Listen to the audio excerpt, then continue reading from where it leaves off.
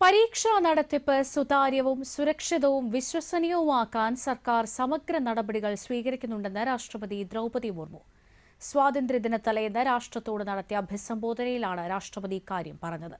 2047 സ്വാതന്ത്ര്യ ശതാബ്ദി വർഷമാകുമ്പോഴേക്കും വികസിത രാജ്യമാകുക എന്നതാണ് ലക്ഷ്യം.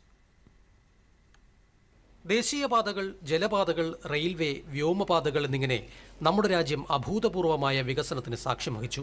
ഇത് പുതിയ സംരംഭങ്ങൾക്ക് അവസരങ്ങൾ സൃഷ്ടിക്കുകയും തൊഴിലവസരങ്ങൾ വർദ്ധിപ്പിക്കുകയും നിക്ഷേപകരുടെ ആത്മവിശ്വാസം കൂട്ടുകയും ചെയ്യുന്നുണ്ടെന്ന് രാഷ്ട്രപതി പറഞ്ഞു. ലോകത്തെ ഏറ്റവും വലുതും മികച്ചതുമായ ഡിജിറ്റൽ അടിസ്ഥാന സൗകര്യങ്ങളാണ് നമ്മുടേത്.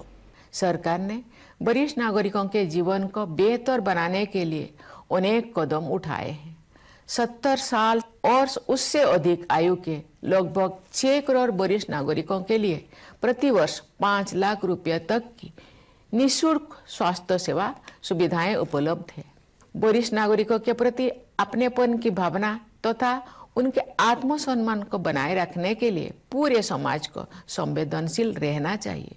യുദ്ധങ്ങളും അസ്ഥിരതയും നിലനിൽക്കുമ്പോൾ ഏറ്റവും വേഗത്തിൽ വളരുന്ന സമ്പദ്വ്യവസ്ഥയായി നമ്മൾ മുന്നേറുകയാണ്.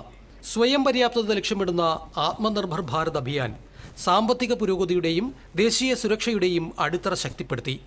നക്സലിസം തുടച്ചു നീക്കാൻ കഴിഞ്ഞത് വലിയ നേട്ടമാണ്. രാജ്യത്ത് മുതിർന്ന പൗരന്മാരുടെ ജീവിത നിലവാരം മെച്ചപ്പെടുത്താൻ സൗജന്യ ആരോഗ്യ സേവനങ്ങൾ ഉൾപ്പെടെ സർക്കാർ പദ്ധതികൾ നടപ്പാക്കുന്നുണ്ട്.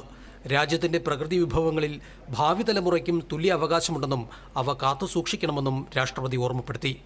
News desk, Doordarshan.